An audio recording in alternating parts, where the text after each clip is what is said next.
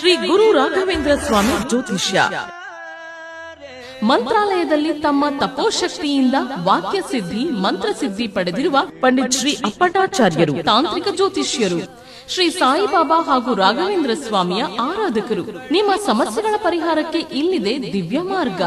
Divorce problem, ಅನಾರೋಗ್ಯ, ಪ್ರೇಮ ವಿಚಾರ, ಸಂತಾನ, ಸಾಲಬಾಧೆ, ಕೋರ್ಟ್ ಕೇಸ್, ವ್ಯಾಪಾರ, ಮಾಟ ಮಂತ್ರ ತಡೆ, ಶತ್ರುಕಾಟ, ಕೌಟುಂಬಿಕ ಕಲಹ, ಇನ್ನೂ ನಿಮ್ಮ ನಿಗೂಢ ಗುಪ್ತ ಸಮಸ್ಯೆಗಳಿಗೆ ಶ್ರೀ ರಾಘವೇಂದ್ರ ಸ್ವಾಮಿಯ ಮೂಲ ಬೃಂದಾವನ ರಹಸ್ಯ ಬಲಿಷ್ಠ ಪೂಜಾ ಶಕ್ತಿಯಿಂದ ಕೆಲವೇ ದಿನಗಳಲ್ಲಿ ಶಾಶ್ವತ ಪರಿಹಾರ ಶತಸಿದ್ಧ. ವಿಶೇಷ ಸೂಚನೆ: ಅಲ್ಲಿ ಇಲ್ಲಿ ಕೇಳಿ ಎಲ್ಲೂ ಪರಿಹಾರವಾಗದ ನಿಮ್ಮ ಸರ್ವ ಸಮಸ್ಯೆಗಳಿಗೆ ಇಲ್ಲಿದೆ ದಿವ್ಯ ಮಾರ್ಗ. ನಂಬಿಕೆಟ್ಟವರಿಲ್ಲವೋ ಈ ರಾಯರ. ನೀವು ಬಯಸುವ ನೆಮ್ಮದಿಯ ಜೀವನಕ್ಕಾಗಿ ಒಮ್ಮೆ ಸಂಪರ್ಕಿಸಿ. ಶ್ರೀ ಗುರು ರಾಘವೇಂದ್ರ ಸ್ವಾಮಿ ಜ್ಯೋತಿಷ್ಯ, ಪಂಡಿತ್ ಶ್ರೀ ಅಪ್ಪಟಾಚಾರ್ಯರು. ಫೋನಿನ ಮೂಲಕ ಪರಿಹಾರ.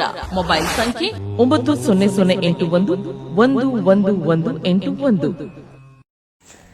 ಓಂ ಶ್ರೀ ಗುರು ರಾಘವೇಂದ್ರಾಯ ನಮಃ. ಎಲ್ರಿಗೂ ಸಹ ನನ್ನ ನಮಸ್ಕಾರ. ರಾಯರ ದಯೆಯಿಂದ ಗುರುವಾರ ಈ ವಿಡಿಯೋವನ್ನು ನಾನು ರೆಕಾರ್ಡ್ ಮಾಡ್ಕೊಳ್ತಾ ಇರುವಂತಹದ್ದು.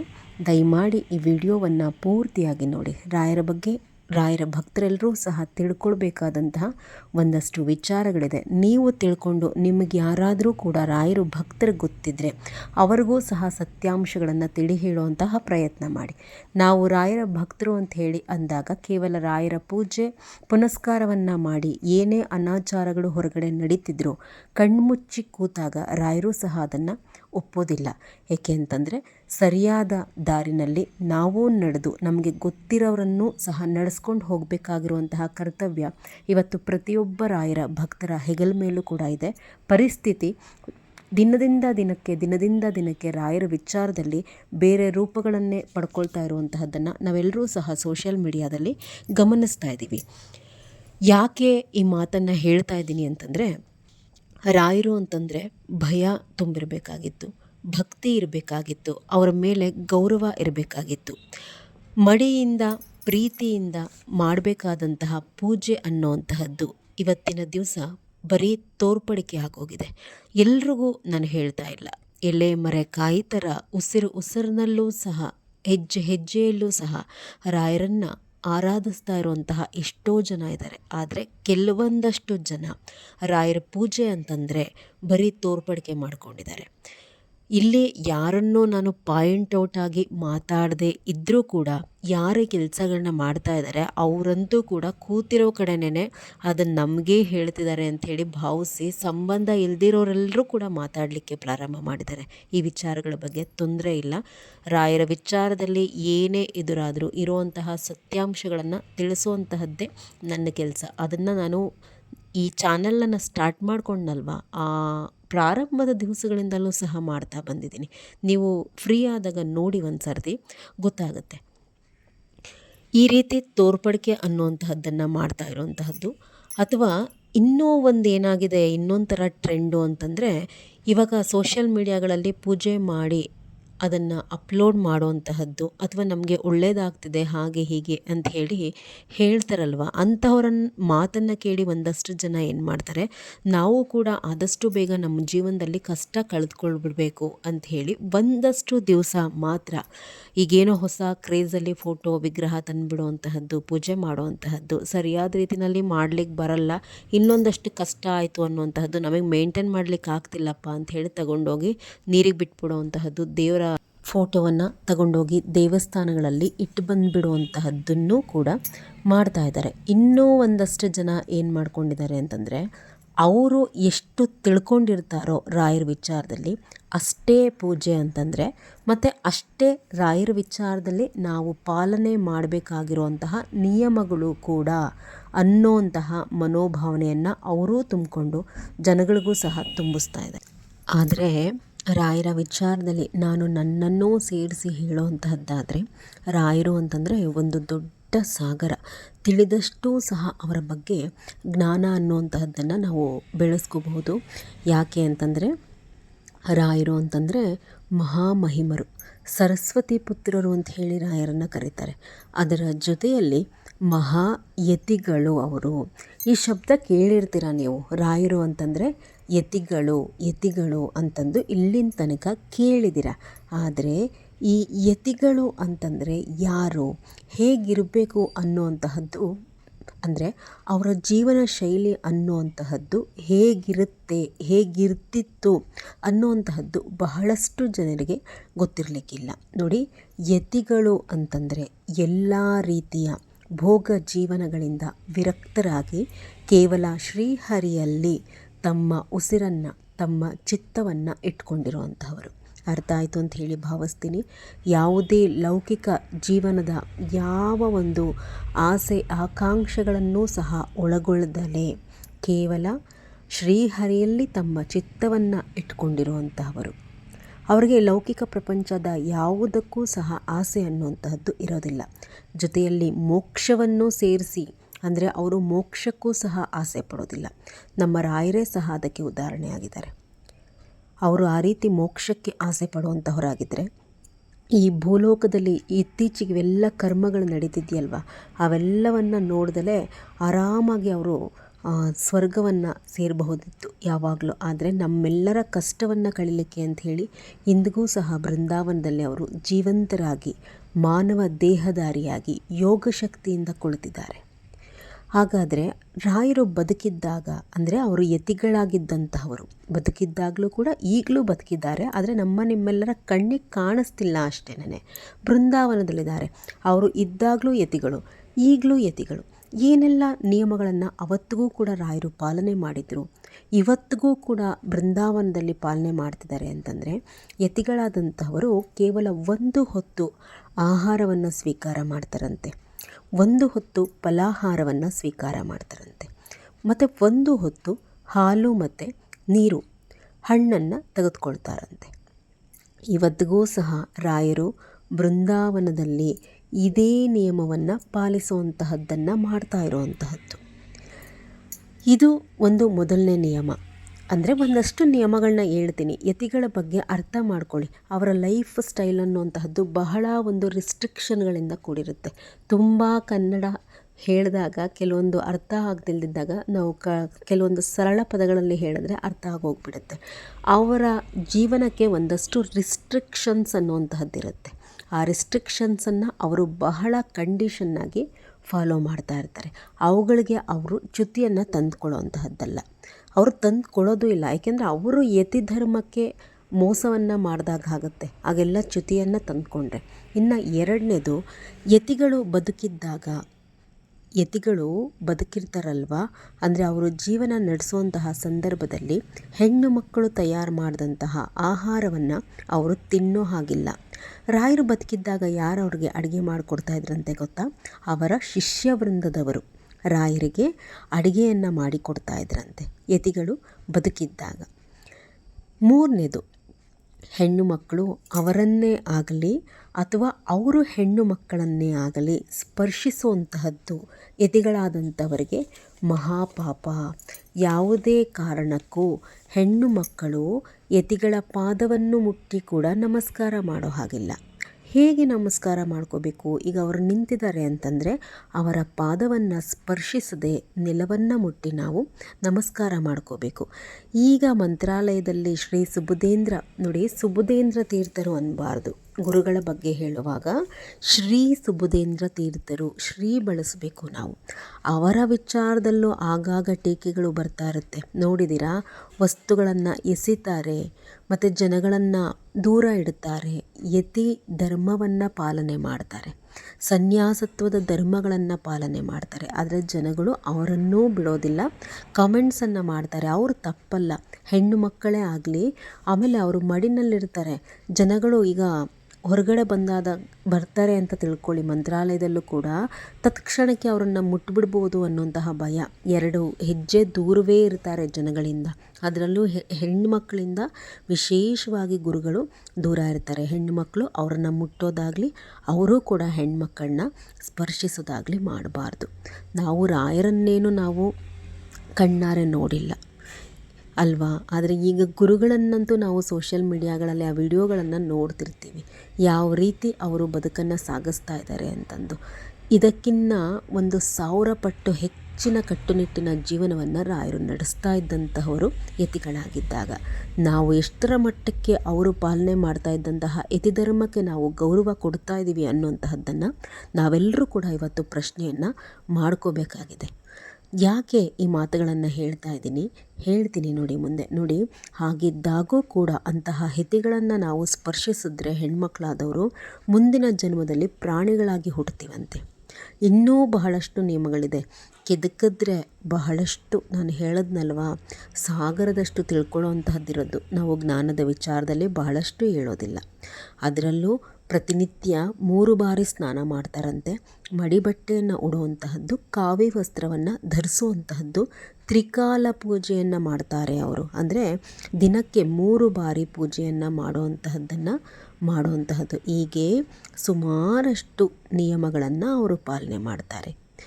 ಈಗ ಯತಿಗಳು ಅಂತಂದರೆ ಅವರ ಬಗ್ಗೆ ನಿಮಗೆ ಕಿಂಚಿತ್ತಾದರೂ ಸಹ ಅರಿವು ಬಂತು ಅಂತ ಹೇಳಿ ಭಾವಿಸ್ತೀನಿ. ಈಗ ನಾವು ರಾಯರ ವಿಚಾರಕ್ಕೆ ಬರುವಂತಹದ್ದಾದರೆ, ರಾಯರು ಯತಿಗಳು ಇನ್ನೂ ಜೀವಂತವಾಗಿದ್ದಾರೆ. ಅವರೂ ಕೂಡ ಅವರ ಯತಿವರ್ಯ ಜೀವನದ ನಿಯಮಗಳನ್ನು ಪಾಲಿಸಬೇಕಾದಂತಹ ಅನಿವಾರ್ಯತೆ ಇಂದಿಗೂ ಸಹ ಇರುತ್ತೆ.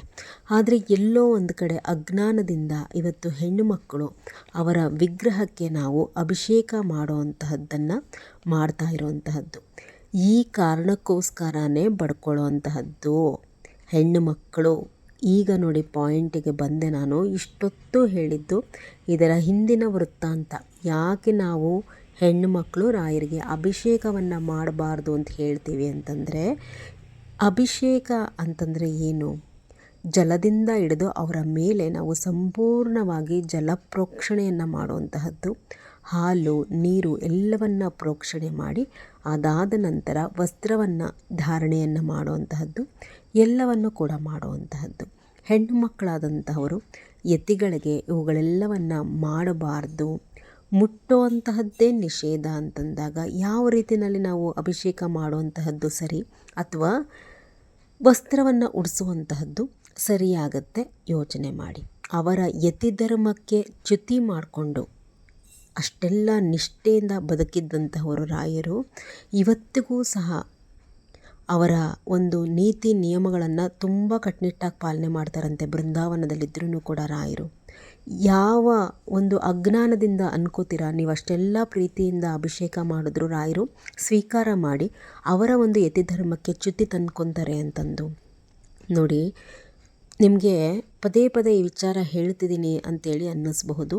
ಹಿಂದೆ ಒಂದು ಕಾಲದಲ್ಲಿ, ಅಂದರೆ ಬಹಳ ಹಿಂದೆ ಅಲ್ಲ, ಈ 4-5 ವರ್ಷಗಳ ಹಿಂದೆನೂ ಕೂಡ ರಾಯರನ್ನೇ ಆಗಲಿ ಅಥವಾ ಶ್ರೀಕೃಷ್ಣ ಪರಮಾತ್ಮನನ್ನೇ ಆಗಲಿ ಎಲ್ಲ ವರ್ಗಗಳಲ್ಲೂ ಮನೆಯಲ್ಲಿ ಪೂಜಿಸ್ತಿರಲಿಲ್ಲ. ಕೇವಲ ಬ್ರಾಹ್ಮಣ ವರ್ಗಗಳಲ್ಲಿ ಮಾತ್ರ ಈ 2 ದೇವರುಗಳನ್ನು ಪೂಜಿಸುವಂತಹ ಪರಿಪಾಠ ಇಟ್ಕೊಂಡಿದ್ದಂತಹದ್ದು. ಹೌದೋ ಇಲ್ವೋ ಈ ಮಾತನ್ನು ನೀವು ಒಪ್ತೀರಾ? ಆದರೆ ಇವತ್ತೇನಾಗಿದೆ, ಈ 6-7 ವರ್ಷಗಳಿಂದ ಈಚೆಗೆ ಎಲ್ಲ ವರ್ಗ ಜಾತಿ ಪಂಗಡಗಳನ್ನು ಮೀರಿ ರಾಯರನ್ನ ಪ್ರೀತಿಯಿಂದ ಪೂಜಿಸ್ತಾ ಇದ್ದಾರೆ. ಅವರ ಫೋಟೋ ಮತ್ತು ವಿಗ್ರಹಗಳನ್ನು ಮನೆಯಲ್ಲಿಟ್ಕೊತಾ ಇದ್ದಾರೆ. ಬಹಳ ಸಂತೋಷ. ಬ್ರಾಹ್ಮಣರ ಮನೆಗಳಲ್ಲಿ ರಾಯರ ಪೂಜೆ ಅನ್ನುವಂತಹದ್ದು ಹೇಗೆ ನಡೆಯುತ್ತೆ? ಒಂದು ಸರ್ತಿ ಮಠಕ್ಕೆ ಹೋದಾಗ ವಿಡಿಯೋ ಮಾಡ್ಕೋಬೇಕು ಈ ವಿಚಾರವಾಗಿ ಅಂತ ಹೇಳಿ ಅನ್ನಿಸುತ್ತೆ. ತೋರಿಸ್ತೀನಿ, ಕೆಲವೊಂದೆಲ್ಲ ಮುಂದೆ ವಿಡಿಯೋಗಳನ್ನು ಮಾಡಿ ತೋರಿಸ್ತೀನಿ ನಾನು.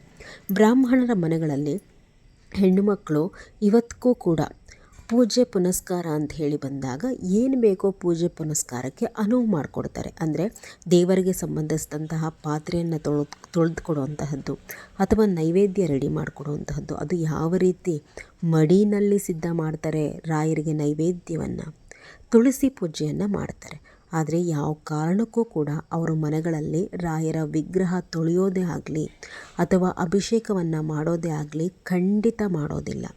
ಅವರ ಮನೆಯ ಗಂಡಸರುಗಳು ಅದನ್ನೆಲ್ಲ ಮಾಡ್ತಾರೆ. ಅಂದರೆ ಈಗ ಬ್ರಾಹ್ಮಣರಲ್ಲಿ ಮಾತ್ರ ಅಭಿಷೇಕ ಮಾಡಬೇಕಾ, ನಮ್ಮ ಮನೆಗಳಲ್ಲಿ ಮಾಡಬಾರ್ದಾ ಅಂತಂದರೆ ಖಂಡಿತ ಮಾಡಬಹುದು. ಅಭಿಷೇಕ ಮಾಡಲಿಕ್ಕೆ ಯಾವುದೇ ಅಡ್ಡಿ ಇಲ್ಲ. ಆದರೆ ಹೆಣ್ಮಕ್ಳು ಮಾಡಬಾರ್ದು. ನಿಮ್ಮ ಮನೆಯ ಗಂಡಸರುಗಳು ಮಾಡುವಂತಹದ್ದಾದರೆ ಸಂತೋಷವಾಗಿ ಮಾಡಿಸಿ. ಇಲ್ವಾ, ನಮ್ಮ ಮನೆಯಲ್ಲಿ ಗಂಡಸರು ಹೇಳಿದ ಮಾತು ಕೇಳಲ್ಲ, ಪೂಜೆ ಪುನಸ್ಕಾರ ಮಾಡಲ್ಲ ಅಂದರೆ ನಿಮ್ಮ ಮನೇಲಿ ಸಣ್ಣ ಗಂಡು ಮಕ್ಕಳಿದ್ರೆ ಅವ್ರ ಕೈ ಹಿಡಿದು ನೀವು ಮಾಡಿಸಿದ್ರೂ ನಡೆಯುತ್ತೆ, ನಿಮಗೆ ದೋಷ ಬರಲ್ಲ. ಆದರೆ ಖಂಡಿತವಾಗಿ ರಾಯರಿಗೆ ಹೆಣ್ಣುಮಕ್ಕಳು ಅಭಿಷೇಕ ಮಾಡಬಾರ್ದು. ಇದಕ್ಕೆ ಸಂಬಂಧಿಸಿದಂತೆ ಒಂದಷ್ಟು ಬೆಳವಣಿಗೆಗಳು ನಡೆದಿದೆ. ಈ ವಿಡಿಯೋ ಕೊನೆ ತನಕ ನೋಡಿ. ಇದೇ ರೀತಿ ವಿಡಿಯೋಸನ್ನು ಅಪ್ಲೋಡ್ ಮಾಡ್ತಾ ಹೋದರೆ ಮುಂದೆ ಇದು ಕೆಲವೊಂದೆಲ್ಲ ಬೆಳವಣಿಗೆಗಳಾಗಿ ಆ ಥರದ ವಿಡಿಯೋಗಳು ಮುಂದೆ ಡಿಲೀಟ್ ಆದರೂ ಆಗಬಹುದು ಸೋಷಿಯಲ್ ಮೀಡಿಯಾನಲ್ಲಿ. ನಾನು ಯಾರೊಬ್ರಿಗೂ ಹೇಳ್ತಿಲ್ಲ, ಏನು ನಡೆದಿದೆ ಬೆಳವಣಿಗೆಗಳು ಅಂತ ಹೇಳ್ತೀನಿ, ಏನಕ್ಕೆ ನಾನು ಈ ಮಾತನ್ನು ಹೇಳ್ತಾ ಇದ್ದೀನಿ ಅಂತ ಹೇಳಿ. ಗಂಡಸರುಗಳು ಮಾಡಬಹುದು, ತಪ್ಪೇನಿಲ್ಲ. ಆದರೆ ಅವ್ರ ಮನೆಗಳಲ್ಲಿ ಹೆಣ್ಮಕ್ಳು ಅಭಿಷೇಕ ಮಾಡೋದೇ ಆಗಲಿ ಅಥವಾ ಯಾರೊಬ್ಬರೂ ಸಹ ರಾಯರ ಈ ಗುರುಸ್ತೋತ್ರವನ್ನು ಹೇಳ್ಕೊಳ್ಳುವಂತಹದ್ದೇ ಆಗಲಿ ಮಾಡೋದಿಲ್ಲ. ಆಯಾ ಕಾಲಕ್ಕೆ ಸಂಬಂಧಿಸಿದಂತಹ ರಂಗೋಲಿ ಸೇವೆಗಳನ್ನು ಭಗವಂತನಿಗೆ ಸಮರ್ಪಿಸ್ತಾರೆ. ಹಾಗಂತ ಹೆಣ್ಮಕ್ಳು ರಾಯರ ಪೂಜೆ ಮಾಡಲೇಬಾರ್ದ ಅಂಥೇಳಿ ಕೇಳೋವಂಥದ್ದಾದರೆ ಖಂಡಿತ ಮಾಡಬಹುದು. ಆದರೆ ದಯಮಾಡಿ ಇಲ್ಲದಿದ್ದನ್ನು ನೀವು ಹೊಸದಾಗಿ ನಿಯಮಗಳನ್ನು ಮಾಡಿಕೊಂಡು ರಾಯರ ಪೂಜೆಯನ್ನು ಮಾಡಲಿಕ್ಕೆ ಹೋಗಬೇಡಿ. ರಾಯರು ಬಹಳ ಕಟ್ಟುನಿಟ್ಟಾಗಿ ಪಾಲಿಸುವಂತಹ ಯತಿ ನಿಯಮಕ್ಕೆ ಚ್ಯುತಿಯನ್ನು ತರಬೇಡಿ. ಇದೆಲ್ಲ ರಾಯರ ಭಕ್ತರಲ್ಲಿ ನನ್ನ ವಿನಂತಿ ಅಂತ ಹೇಳಿ ತಿಳ್ಕೊಳ್ಳಿ. ಖಂಡಿತ ನಾವು ಹೆಣ್ಮಕ್ಳಾದಂಥವರು ಅವ್ರಿಗೆ ಅಭಿಷೇಕ ಮಾಡೋವಂತಹದ್ದು ಮತ್ತು ಅವರಿಗೆ ವಸ್ತ್ರವನ್ನು ನಾವು ಉಡಿಸುವಂತಹದ್ದು ಅವರ ಯತಿ ಧರ್ಮಕ್ಕೆ ನಾವು ಮಾಡುವಂತಹ ಅದು ಅಪಶ್ರುತಿ, ಅದು ಮಾಡಬಾರ್ದು. ನೀವೂ ಮಾಡಿ ನೀವು ಅದನ್ನು 10 ಜನಕ್ಕೆ ತೋರಿಸಿ ಆ 10 ಜನನೂ ಕೂಡ ನಿಮ್ಮಿಂದ ಇದೆಲ್ಲ ಮಾಡೋವಂತಹದ್ದಾದರೆ ರಾಯರ ಪೂಜೆಯಲ್ಲಿ ಖಂಡಿತವಾಗಲೂ ಅದರ ಕರ್ಮದ ಭಾರವನ್ನು ನೀವೆಲ್ಲ ಯಾರ್ಯಾರೆಲ್ಲ ಮಾಡಿ ಜನರಿಗೆ ತೋರಿಸ್ತಿದ್ರಲ್ಲ ಎಲ್ಲರೂ ಸಹ ಮುಂದೆ ಹೊರಬೇಕಾಗತ್ತೆ. ಗುರುಗಳ ಆಶೀರ್ವಾದ ಅನ್ನುವಂತಹದ್ದು ಎಷ್ಟು ಶ್ರೇಷ್ಠನೋ ಅವರ ಕೋಪ ಅನ್ನುವಂತಹದ್ದು ಅಷ್ಟೇ ಒಂದು ಕಠಿಣವಾಗಿರುತ್ತೆ. ಅವರ ಕೋಪಕ್ಕೆ ಗುರಿಯಾದರೆ ಅಂತಂದರೆ ಅನುಭವಿಸ್ಬೇಕಾಗಿರುವಂತಹ ಕರ್ಮಗಳು ಬಹಳ. ಇನ್ನೊಂದು ಏನು ಬಂಡವಾದ ಅಂತಂದರೆ ನಾವು ಹೇಗೆ ಪೂಜೆ ಮಾಡಿದ್ರೂ ರಾಯರೇ ಸ್ವೀಕಾರ ಮಾಡ್ತಾರೆ. ಇವ್ರಿಗೇನು ಕಷ್ಟ ಅನ್ನುವಂತಹದ್ದು. ರಾಯರು ಹೆಂಗೆ ಬಂದು ಹೇಳ್ತಾರೆ? ನಿಮ್ಮ ಎದುರುಗಡೆ ನಿಂತು ಬಂದು ಹೇಳಬಹುದಾ? ತಪ್ಪನ್ನು ಮಾಡುವಾಗ ನೀವು ಯಾರನ್ನಾದರೂ ಕೇಳಿ ತಿಳ್ಕೋಬೇಕು, ಇಲ್ಲ ತಿಳಿದವ್ರು ಯಾರಾದರೂ ಹೇಳಿದಾಗ ಅದನ್ನು ಕೇಳಬೇಕು. ಎರಡೇ ಆಪ್ಷನ್ ನಿಮಗಿರುವಂತಹದ್ದು. ಎರಡನ್ನೂ ಮಾಡ್ದಲೆ ಇದೇ ಸರಿ ಅಂತ ಹೇಳಿ ಮಾಡ್ಕೊತ ತೋರಿಸ್ಕೊತ ಹೋದರೆ ಅದ್ರ ಫಲಾಫಲ ಖಂಡಿತ ಕೊನೆಗೆ ಬಹಳ ಕೆಟ್ಟದಾಗಿರುತ್ತೆ. ನಾನು ಇದರ ಹಿಂದಿನ ವಿಡಿಯೋನಲ್ಲಿ ಹೇಳಿದೆ, ಮಂತ್ರಾಲಯದಲ್ಲೇ ಆಗಲಿ ರಾಯರ ಪೂಜೆ ಅಥವಾ ಮನೆಗಳಲ್ಲೇ ಆಗಲಿ ರಾಯರ ಪೂಜೆ ಯಾವ ರೀತಿ ನಡಿಬೇಕು ಅನ್ನುವಂತಹದ್ದನ್ನು ರಾಯರೇ ಒಂದು ದಾರಿ ಹಾಕ್ಕೊಟ್ಟಿದ್ದಾರೆ ಅಂಥೇಳಿ. ಮಂತ್ರಾಲಯದಲ್ಲಿ ಇವತ್ತಿಗೂ ಕೂಡ ರಾಯರು ನಾನು ಬೃಂದಾವನಸ್ಥನಾದ ಮೇಲೆ ಯಾವ ರೀತಿ ಪೂಜೆ ಪುನಸ್ಕಾರಗಳು ನಡಿಬೇಕು ಅಂತ ಹೇಳಿದ್ರು ಚಾಚೂ ತಪ್ಪದೇನೆ ಒಂದೇ ಒಂದು ಸಣ್ಣ ಬದಲಾವಣೆಗಳನ್ನು ಕೂಡ ಮಾಡಿಕೊಳ್ಳದಲೆ ಅದೇ ರೀತಿ ನಡೆಸ್ಕೊಂಡು ಹೋಗ್ತಾ ಇದ್ದಾರೆ. ಮಂತ್ರಾಲಯದಲ್ಲಿ ಪೂಜೆ ಪುನಸ್ಕಾರ ಇರಬಹುದು, ಹಬ್ಬ ಹರಿದಿನಗಳಿರಬಹುದು, ಅಭಿಷೇಕ ನೈವೇದ್ಯಾದಿಗಳಿರ್ಬೋದು, ಯಾವುದರಲ್ಲೂ ಬದಲಾವಣೆ ಮಾಡಿಕೊಂಡಿಲ್ಲ. ಅದೇ ರೀತಿ ಅಂದಿನಿಂದ ಇಂದಿನವರೆಗೂ ಕೂಡ ನಡೆಸ್ಕೊಂಡು ಬರ್ತಾ ಇರುವಂತಹದ್ದು. ಅದಕ್ಕೆ ಬೇರೆ ಯಾವ ಕ್ಷೇತ್ರಕ್ಕೂ ಸಹ ಅದು ಇದು ಕೆಟ್ಟ ಹೆಸರು ಬಂದರೂ ಮಂತ್ರಾಲಯಕ್ಕೆ ಇನ್ನೂ ಸಹ ಯಾವ ಕೆಟ್ಟ ಹೆಸರು ಯಾವ ಕಳಂಕನೂ ಅಂಟಿಲ್ಲ. ಗುರುರಾಯರ ಕೃಪೆ ಆ ರೀತಿ ಒಂದೊಂದು ಸಣ್ಣ ಕಣದಲ್ಲೂ ಮಂತ್ರಾಲಯದಲ್ಲಿ ಇರುವಂತಹದ್ದನ್ನು ನಾವು ಅನುಭವಿಸ್ಬೋದು ಅಲ್ಲಿ. ಆದರೆ ಕೆಲವೊಂದಷ್ಟು ಜನ ಬುದ್ಧಿವಂತರು ಏನು ಮಾಡ್ಕೊಂಡಿದ್ದಾರೆ ಅಂತಂದರೆ ಮಂತ್ರಾಲಯದಲ್ಲೇ ಆಗದಲ್ಲೇ ಇರುವಂತಹ ಬದಲಾವಣೆಗಳನ್ನು ಮನೆಗಳಲ್ಲಿ ಪೂಜೆ ಪುನಸ್ಕಾರ ಮಾಡ್ತಾರಲ್ವ ಅಲ್ಲಿ ಯಾವ ರೀತಿ ಬೇಕೋ ಆ ರೀತಿ ಬದಲಾವಣೆಗಳನ್ನು ಅವರೇ ಮಾಡ್ಕೊಂಡ್ಬಿಟ್ಟಿದ್ದಾರೆ. ಯಾವ್ಯಾವುದರಲ್ಲಿ? ರಾಯರ ಪೂಜೆಯಲ್ಲಿ ಆ ಪೂಜಾ ವಿಧಿ ವಿಧಾನದಲ್ಲಿ, ರಾಯರಿಗೆ ಹೇಳುವಂತಹ ಸ್ತೋತ್ರದಲ್ಲಿ, ಅವ್ರಿಗಿಡುವಂತಹ ನೈವೇದ್ಯದಲ್ಲಿ ಎಲ್ಲದರಲ್ಲೂ ಸಹ ಬದಲಾವಣೆಯನ್ನು ಅವರೇ ಮಾಡಿಕೊಂಡಿರುವಂತಹದ್ದು ಅವರ ಮನಸ್ಸಿಗೆ ಬಂದಂತೆ. ಇದನ್ನು ರಾಯರು ಒಪ್ತಾರಾ? ಅಥವಾ ಇನ್ನೊಂದೇನೋ ರಾಯರೇ ಸುಮ್ಮನಿರುವಾಗ ಇವ್ರಿಗೇನು ತೊಂದರೆ ಗೊತ್ತಾಗ್ತಿಲ್ಲ ಅಂತ ಹೇಳ್ತಾರೆ. ನಾನು ಆಗಲೇ ಹೇಳಿದೆ, ರಾಯರು ಪ್ರತ್ಯಕ್ಷವಾಗಿ ಬಂದು ಎದುರುಗಡೆ ನಿಂತ್ಕೊಂಡು ನಿಮಗೆ ಹೇಳೋದಕ್ಕಾಗಲ್ಲ. ರಾಯರ ಬಗ್ಗೆ ತಿಳ್ಕೊಂಡಿಲ್ಲ ಅಥವಾ ಓದಿಲ್ಲ ಅಂತಂದಾಗ ಅಹಂಭಾವಗಳನ್ನ ಬಿಟ್ಟು ಯಾರಾದರೂ ತಿಳಿದವರನ್ನು ಕೇಳಿ ತಿಳ್ಕೊಂಡು ಅದರಂತೆ ನಡೆಸ್ಕೊಂಡು ಹೋಗಿ. ಅದನ್ನು ಬಿಟ್ಟು ಮನಸ್ಸೋ ಇಚ್ಛೆ ನೀವು ಮಾಡ್ತಾ ಹೋದ್ರಿ ಅಂತಂದರೆ ರಾಯರಿಗೆ ಸಂಬಂಧಿಸಿದಂತಹ ಕೆಲವೊಂದು ಮೇಲ್ವರ್ಗಗಳ ಸಂಘಗಳ ಮುಖ್ಯಸ್ಥರು ಇದು ನೋಡಿ ಬಹಳ ಅಕ್ಯುರೇಟ್ ಆದಂತಹ ಮಾಹಿತಿ ಇದು. ನಾನು ಕೊನೆಯದಾಗಿ ಹೇಳ್ತೀನಿ ಅಂತಂದೆ, ಬಹಳ ಅಕ್ಯುರೇಟ್ ಆದಂತಹ ಮಾಹಿತಿ. ಇದು ಕೆಲವೊಂದು ಮೇಲ್ವರ್ಗಗಳ ಸಂಘಗಳಿರುತ್ತಲ್ಲ, ಅದರ ಮುಖ್ಯಸ್ಥರೆಲ್ಲ ತೀರ್ಮಾನ ಮಾಡಿಕೊಂಡು ಇದನ್ನು ಮಂತ್ರಾಲಯದ ಶ್ರೀ ಸುಬುಧೇಂದ್ರ ತೀರ್ಥರಲ್ಲಿ ಈ ಮನವಿಯನ್ನು ಮಾಡಿಕೊಂಡಿದ್ದಾರೆ. ಏನಂತ, ಇದು ನನಗೆ 3 ತಿಂಗಳು ಹಿಂದೆಯೇ ಇನ್ಫಾರ್ಮೇಷನ್ ಬಂತು, ಗುರುಗಳ ಬಳಿ ಈ ರೀತಿ ಒಂದು ಪ್ರಸ್ತಾವನೆ ಹೋಗಿದೆ ಅಂತ ಹೇಳಿ. ಏನು ಆ ಪ್ರಸ್ತಾವನೆ ಅಂತಂದರೆ, ಯಾರೆಲ್ಲ ರಾಯರಿಗೆ ಸಂಬಂಧಿಸಿದಂತೆ ಮನಸ್ಸೋ ಇಚ್ಛೆ ಅಂದರೆ ಅವ್ರುಗಳಿಗೆ ಹೇಗೆ ಮನಸ್ಸಿಗೆ ಬರುತ್ತೆ ಆ ರೀತಿ ಪೂಜೆಯನ್ನು ಮಾಡಿ ವಿಡಿಯೋಗಳನ್ನು ಮಾಡ್ತಾ ಇದ್ದಾರಲ್ವ, ಅಂತಹವರಿಗೆ ಕಡಿವಾಣವನ್ನು ಹಾಕಬೇಕು ಅನ್ನುವಂತಹದ್ದು ಎಲ್ಲ ಸಿದ್ಧತೆಗಳನ್ನು ಮಾಡ್ಕೊಂಡಿದ್ದಾರಂತೆ. ಮಂತ್ರಾಲಯದಿಂದ ಅನುಮೋದನೆ ಪಡ್ಕೊಳ್ಳುವಂತಹ ನಿಟ್ಟಿನಲ್ಲಿದ್ದಾರೆ ಅನ್ನುವಂತಹದ್ದು. ಅಂದರೆ ರಾಯರ ಪೂಜೆಯ ವಿಧಿವಿಧಾನದಲ್ಲಿ ಇಲ್ಲದೇ ಇರುವಂತಹದ್ದನ್ನು ತೋರಿಸುವಂತಹದ್ದು, ವಿಚಿತ್ರವಾಗಿ ಬಟ್ಟೆಗಳನ್ನ ಹಾಕ್ಕೊಂಡು ವಿಡಿಯೋಗಳನ್ನು ಮಾಡುವಂತಹದ್ದು, ಈ ಥರದ್ದೆಲ್ಲ ಮಾಡಿದಾಗ ಅದು ಈಗೆಲ್ಲ ನೋಡಿ ವೈಲೆನ್ಸ್ ಕಂಟೆಂಟ್ ಇರಬಹುದು ಅಥವಾ ಈ ಮಕ್ಕಳು ನೋಡಬಾರ್ದು ಅನ್ನುವಂತಹ ಕಂಟೆಂಟ್ಗಳು ಆ ಥರದ್ದೆಲ್ಲ ಇದ್ದು ಯಾರಾದರೂ ಒಂದು ರಿಪೋರ್ಟ್ ಮಾಡಿದ್ರೆ ಆ ವಿಡಿಯೋಗಳನ್ನ ಹೇಗೆ ಟಕ್ಕಂತ ಡಿಲೀಟ್ ಮಾಡ್ತಾರಲ್ವ ಯೂಟ್ಯೂಬ್ನವರು, ಮುಂದೆ ಆ ರೀತಿ ರಾಯರಿಗೆ ಸಂಬಂಧಿಸಿದಂತೆ ಈ ರೀತಿ ಅಧ್ವಾನವಾದಂತಹ ಪೂಜೆ ವಿಧಿವಿಧಾನಗಳು ಅಥವಾ ವಿಚಿತ್ರವಾದಂತಹ ಬಟ್ಟೆಗಳನ್ನ ಹಾಕ್ಕೊಂಡು ರಾಯರ ಪೂಜೆ ಮಾಡುವಂತಹದ್ದು, ಈ ತರಹದ್ದೆಲ್ಲ ಇದ್ದರೆ ಇಮ್ಮಿಡಿಯೇಟಾಗಿ ಸೋಷಿಯಲ್ ಮೀಡಿಯಾಗಳಿಂದ ಆ ತರಹದ ವಿಡಿಯೋಗಳನ್ನು ಡಿಲೀಟ್ ಮಾಡಿಸ್ಬೇಕು ಅನ್ನುವಂತಹ ಚರ್ಚೆಗಳು ಅಲ್ಲಿ ನಡೀತಾ ಇದೆಯಂತೆ. ಅದಿಷ್ಟರಲ್ಲೇ ಕಾರ್ಯರೂಪಕ್ಕೆ ಬಂದರೂ ಕೂಡ ಬರಲೇಬೇಕಾದಂತಹ ಅನಿವಾರ್ಯತೆಯೂ ಕೂಡ ಇದೆ. ನಮಗಂತೂ ಕಣ್ಣಲ್ಲಿ ನೋಡಿ ಸಾಕಾಗಿ ಇತ್ತೀಚೆಗಂತೂ ನಾನಂತೂ ಈ ರೀಲ್ಸ್ಗಳಲ್ಲೂ ಆ ಹೂಪ್ರಸಾದ ಕೇಳೋವಂತಹದ್ದು ಅದೆಲ್ಲ ನೋಡ್ತಿದ್ರೆ ಫ್ರ್ಯಾಕ್ಷನ್ ಆಫ್ ಸೆಕೆಂಡಲ್ಲಿ ಮೇಲೆ ತಳ್ಳಿಬಿಡ್ತೀನಿ, ಅಷ್ಟು ಬೇಜಾರಾಗ್ಬಿಟ್ಟಿದೆ. ಇಲ್ಲ ಅಂತಂದರೆ ಇನ್ನೊಂದಷ್ಟು ದಿವಸ ಕಳೆದೋಗ್ಬಿಟ್ರೆ ರಾಯರು ಅಂತಂದರೆ ಹೆಂಗಾಗುತ್ತೆ ಅಂತಂದರೆ ಇವ್ರದ್ದು ವ್ಯೂಸ್ ಏನಿದೆ ಅಥವಾ ಇವ್ರ ಪಬ್ಲಿಕ್ಸಿಟಿ ಏನಿದೆ ಎಲ್ಲದಕ್ಕೂ ಸಹ ರಾಯರನ್ನ ಆಟಿಕೆ ಮಾಡ್ಕೊಂಡು ಬಿಡ್ತಾರೆ. ಆದಷ್ಟು ಬೇಗ ಇದು ಜಾರಿಗೆ ಬಂದರೆ ಒಳ್ಳೆಯದು ಅಂತ ಹೇಳಿ ನನ್ನ ಒಂದು ಭಾವನೆ. ನೀವೇನಂತೀರ ಕಾಮೆಂಟ್ ಮಾಡಿ. ಎಲ್ರಿಗೂ ಸಹ ರಾಯರು ಒಳ್ಳೆ ಬುದ್ಧಿ ಕೊಟ್ಟು ಒಳ್ಳೇದು ಮಾಡಲಿ ಅಂತ ಹೇಳಿ ಕೇಳ್ಕೊತೀನಿ. ಶ್ರೀ ರಾಘವೇಂದ್ರಾರ್ಪಿತಮಸ್ತು. ನಮಸ್ಕಾರ.